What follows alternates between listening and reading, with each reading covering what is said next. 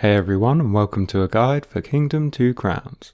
This time we're going to be looking at the artifacts in the Norse Lands DLC and some good combinations with mounts. I've covered the mounts in a separate video, which may be worth watching first if you don't know their abilities or where to get them, and some of the information in this video may change with future patches, so I'll put any changes in the video description. Anyway, let's get started.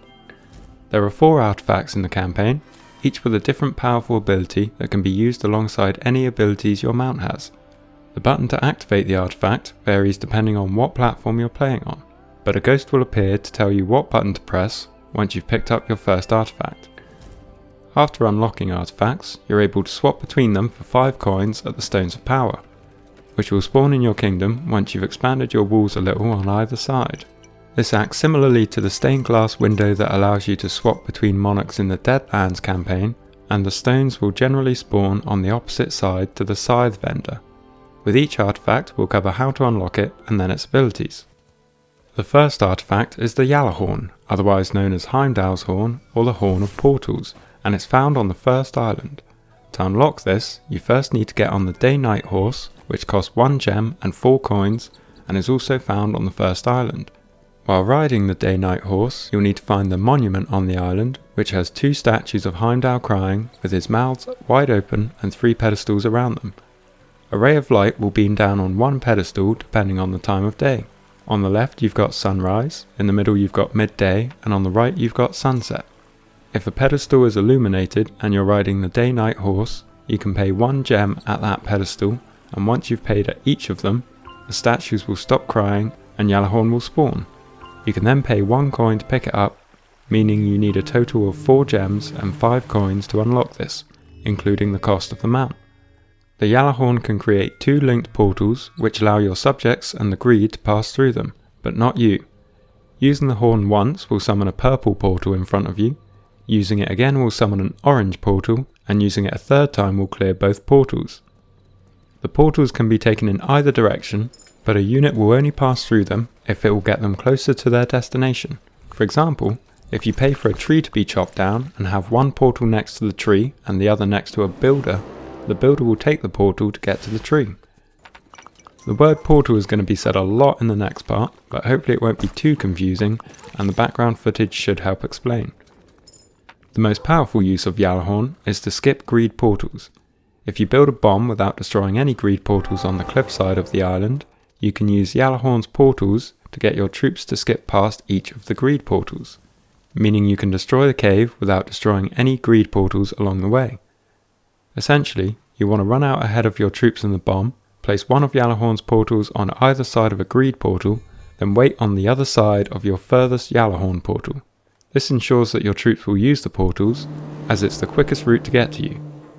I tend to play it safe and only skip 1 greed portal at a time, to make sure my troops don't end up missing the first portal because I took too long placing the second. But depending on the placement of greed portals on an island, you can definitely skip past more than 1 at once. Regardless, this is a great way to destroy cliff portals without ever having to deal with a retaliation blood moon. The other uses of Horn don't have quite as big an impact, but are still useful. You can use portals when expanding your kingdom to get your builders to the location of your new walls quicker, and you can also move all of your troops there quicker after the walls have been built. You can set up portals between the merchant camp and your kingdom to speed up the merchant's journey. This will increase the amount of payments you get from the merchant because it's not limited to 1 per day. They'll keep making the trip until nightfall. If you did want to destroy greed portals, you could also use Horn to speed up that process, getting your knights and archers to the greed portal and back a lot quicker. This covers the main uses of Horn, though I'm sure there's even more that I haven't covered here. Overall, this is an amazingly powerful artifact and can help you get through the campaign a lot quicker if you use it to skip greed portals as mentioned earlier. Due to Horn's ability not actively destroying any greed, it's quite good to pair this artifact with the Sleipnir mount, as its fire ability can kill lots of greed, or you can use the Kelpie, which can help out a bit on defense. The second artifact is Mjolnir, Thors Hammer, and is found on the 3rd island. This one is comparatively easy to unlock. Near your town centre on the island, you'll find a large stone that's been split in 2 and has some rune markings on it. There are 7 runes in total, but the 4th one is a bit harder to see as it's along the crack where the stone was split. Elsewhere on the island, you can find a statue of Thor with 7 stone columns next to it, each with a rune on it. You can pay 1 coin to rotate the rune on a stone column, and the goal is to get these 7 runes here to match the 7 you saw earlier. You can pay 7 coins to the statue of Thor, and if the runes are correct, it will spawn Mjolnir. If you get any of the runes wrong, when you pay the 7 coins, the incorrect runes will briefly glow red, allowing you to see which ones need changing. As an interesting side note, the runes roughly spell out the word Mjolnir in the younger Futhark runic alphabet, otherwise known as Scandinavian runes. Sorry if I butchered the pronunciation. Anyway, after Mjolnir spawns, you can pick it up for 1 coin.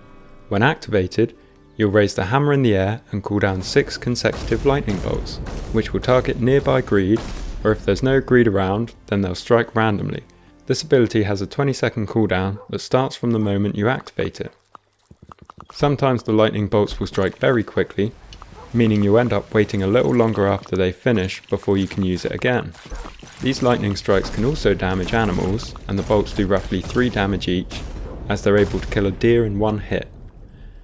This means that Mjolnir can be quite useful for getting a few extra coins from hunting, but the random nature of the lightning means there's a bit of luck involved. Mjolnir's main use is to help defeat greed when defending or attacking. Each lightning strike can hit multiple enemies if they're stood in the same spot, so it's good to let the greed group up by your walls before using the ability, as this will allow you to hit as many greed as possible. The strikes don't target or damage greed portals, so they can't directly help destroy them, but that also means you don't have to worry about accidentally hitting one and causing greed to spawn. There's a few mounts that Mjolnir works well with. First there's Sleipnir. The combination of the fire charge and the lightning strikes will be enough to deal with a lot of nightly greed attacks by yourself, allowing you to explore for longer or to expand your kingdom a little easier.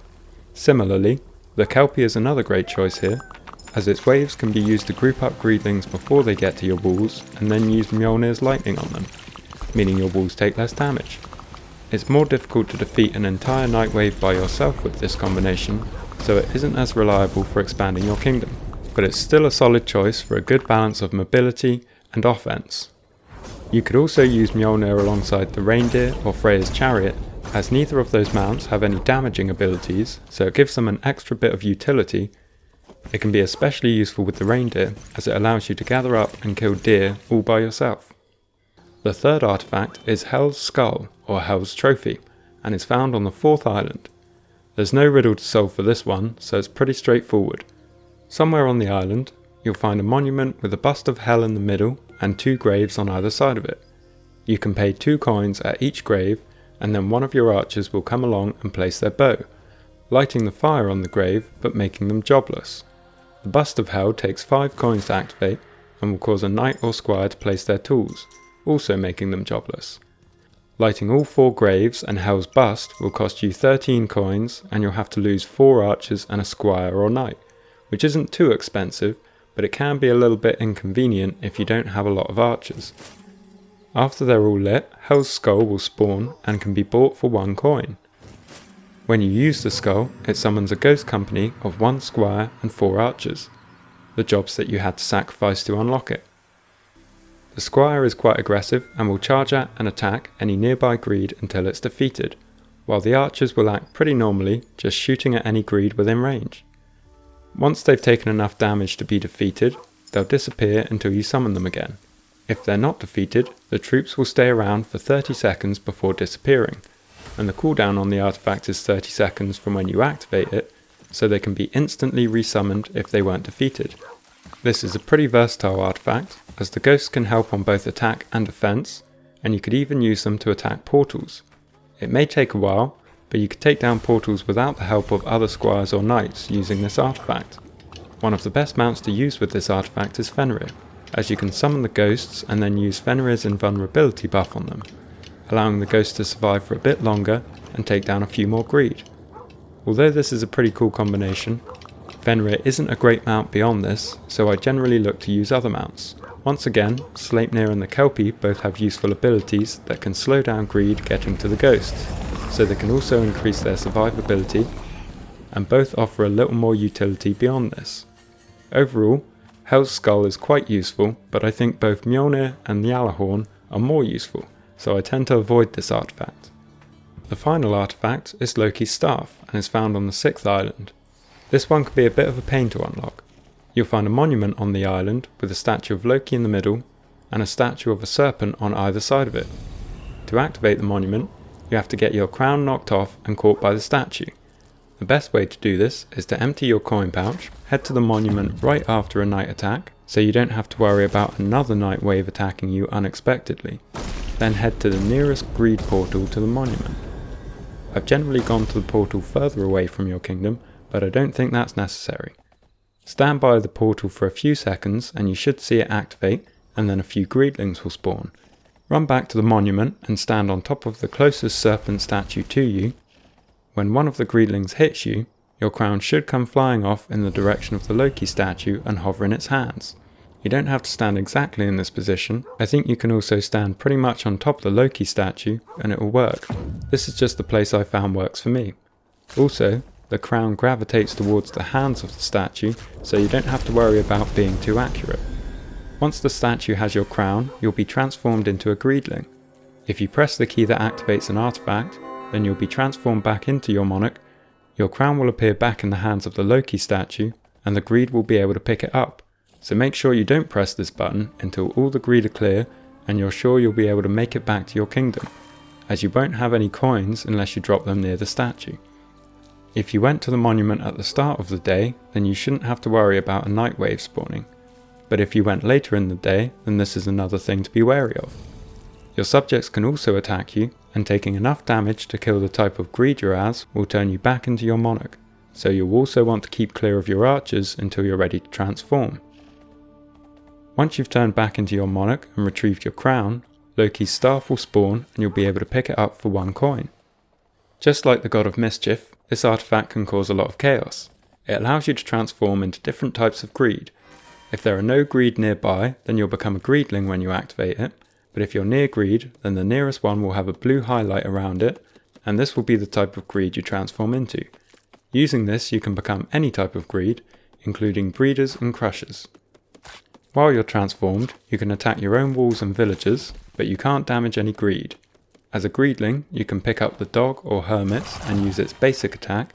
As a breeder, you can punch but not spawn greedlings. And as the crusher, you can attack and use its charge.